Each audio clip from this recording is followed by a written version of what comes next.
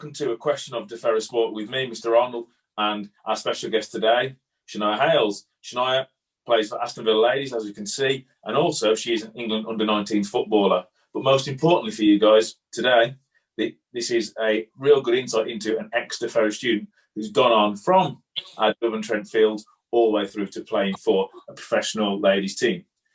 Shania, can you just talk to us about your journey from the Ferrers all the way through to where you are now at the heights of Aston Villa Football Club?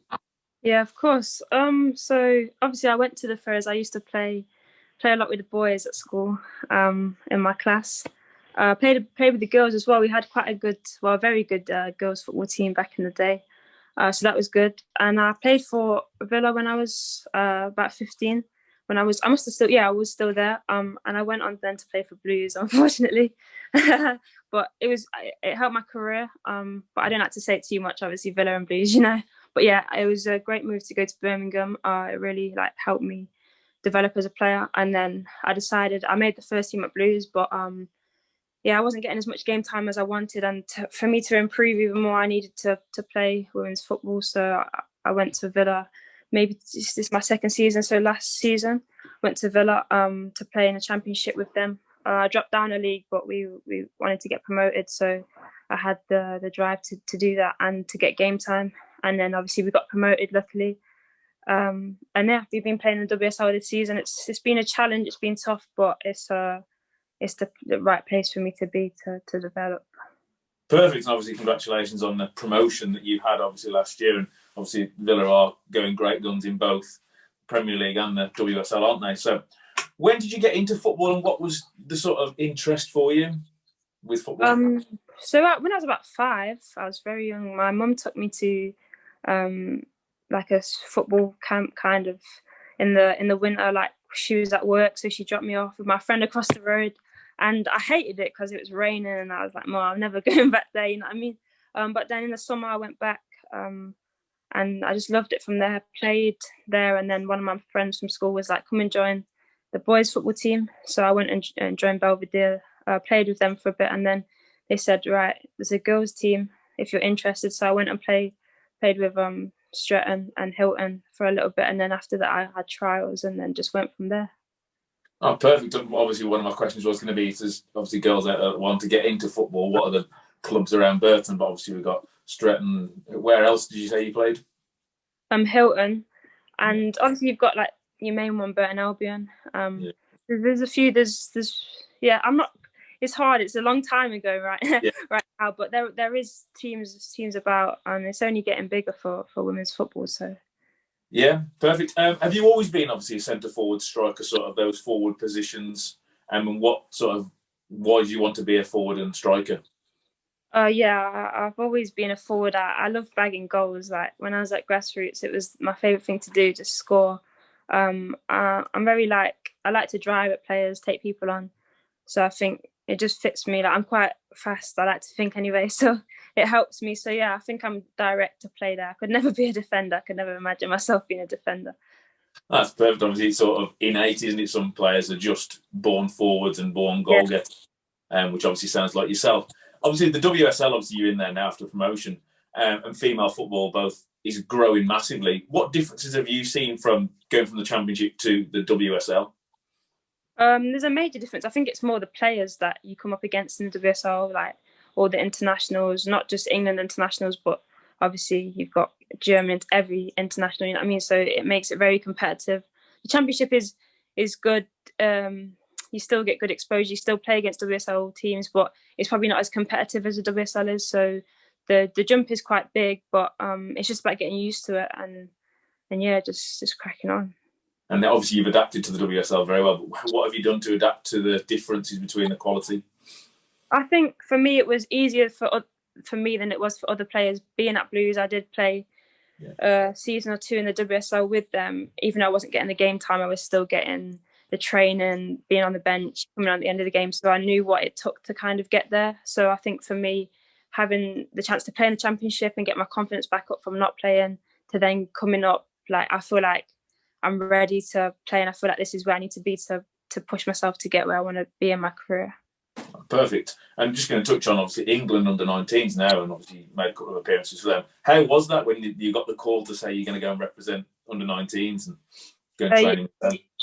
Yeah, it was great. I mean, I'd been on a few training camps with the 18s, but then they don't play matches, and I was on standby for a camp in Finland, and then I think maybe like 2 days or so before they were going, they said, right, someone's dropped out and you're coming in. So I was like, Mom, I'm going flying off to Finland. It was very cold, but yeah, I just went off. It was scary, but I played well, I trained well, and I got my first start on my first camp, which was nice. And then I must have done quite well, because then I went to the camps after that, and yeah, it was good. And then after that I had a few 21s call-ups as well, but I think with the whole coronavirus and stuff, it's kind of killed the age group a bit. So the next jump for me would be the seniors, which obviously I'm not quite ready for at the moment, but hopefully that's my dream to get there. So in the future, that would be amazing. Obviously, if you do get to the senior level, then sort of we'll support you all the way, and we'll come and watch you, because that would be incredible for us to see a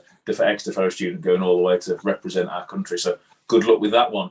And just touching on your time at Ferrers, and obviously you mentioned you played football and had a good girls football team. Just talk to us about how obviously that sort of festered over the years that you were with us, and how often you played and trained and competed. Yeah, I think it was good to have, like I say, we had a good football team. So we always had training there. We had competitions, and we got quite far in some of them, which was good. I used to play on the field at lunchtime. I was always playing. My mum wasn't very happy because of my shoes, but I was always playing. I loved to play, especially with the boys and stuff. So I think it was good. I loved it there. Like I say, the team was great, and everyone was always supportive of me playing, and boys, girls, it didn't matter. Like I always had that support from teachers, my mates, everyone. So yeah, it was good. That's great that you've been supported along the journey. Obviously, it's been a fruitful journey for yourself. And recently, you've been nominated for WSL Player of the Month, haven't you? Yeah. Just talk to us about how that came about and how you felt when you got that recognition. Yeah, it's always nice to be given that recognition. I mean, I had played well. We played against Man United, and I thought I had a good game. And then we played against Bristol, and I scored 2, assisted 1. So I felt good coming off the back of that. So I think for me, I've been given my starts that I've worked for, and because I'm young still, I'm still learning. I've still got a lot to learn, but I'm getting the exposure I need. And each week, I feel like getting more confident. And yeah, I'm just hopefully pushing on. And yeah. Obviously now it's a professional game, isn't it? The ladies' game, and move from amateur, semi-professional, all the way through to professional. What is it like training on a week-to-week basis with professionals, and this being your job now? Yeah, I love it. I couldn't ask for any other job, and I could never imagine just working at the local corner shop, because for me, like, this is everything that I want to do. It's training all the time. It is very intense, and I think it does take a lot out of you, because it's mentally challenging and physically, but like I say, it's the best job I could ever do. And yeah, I love to train all the time anyway, so it's great. And just on the back of that, what's the best thing about being a pro footballer at this moment in time? I think it's one of them, just waking up and knowing that you have to wake up at maybe early, but it's knowing that you're going to football, so you can't really moan. You know what I mean? You're getting up, you're getting changed, you're going out to do the thing you love. And I think at Villa, because we get treated very well there. Let's just say we get our food, we get everything that we need. So it's a nice feeling to for me to wake up and be like, right, I've got training today, or got a match today. Like, I love that feeling. Amazing. It would be the dream, obviously, as for most people. So it's great to hear that it actually, when you live in that dream, it is sort of a reality, so to say. Yeah. You mentioned earlier about your aims and goals, obviously for England. But what are your aims and goals for this year? Because you're obviously sitting on quite a few goals already that you've scored. But what are your ambitions? I think for me, like I said, because I'm still young, it's about just playing, improving from that. Obviously, I still want to be able to be bagging a few more goals. I still think there's more to come from me, but I think it's just being consistent, hopefully carry on starting as I am, and just seeing where it goes from there. I think for the team, the goal is to obviously stay up for this season, and then crack on next season, see if we can finish mid-table, or go for cups and stuff. But I think this season for us, it's about staying up and just gelling as players, and for me as myself, just improving as a player. Yeah, and obviously, I think you will stay up, won't you? Yeah, 100. I hope But, so. obviously, you've been quite prolific this year, scoring 10 goals. Your confidence that you mentioned for forwards is absolutely massive. How have you become so confident in front of goal, obviously, to score so frequently? I think last season helped me a lot because, like I said, I wasn't really playing, so I lost a lot of belief in myself. But playing, I scored a few goals last season before it obviously ended, which was a shame. And then coming in this season, I think I got handed my start against Brighton, and I think from there I realised like just because of my age, it doesn't mean that I'm not like ready to play.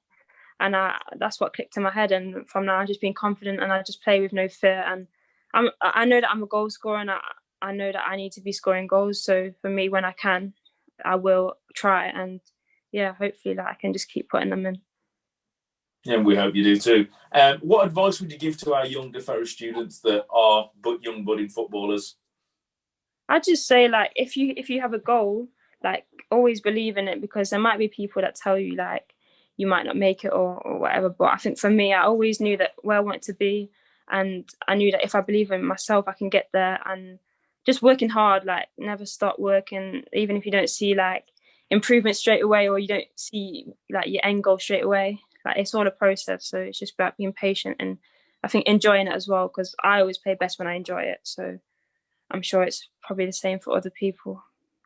Well, thank you very much for that, Shania. It's really been really good to talk to you, obviously, as an ex-Ferrers student, but also as a pro footballer and giving us great insight into the life of a footballer. So that is a question of the Ferrers Sport with me, Mr. Arnold, and our special guest today, Shania Hayles, Aston Villa and England under 19s footballer.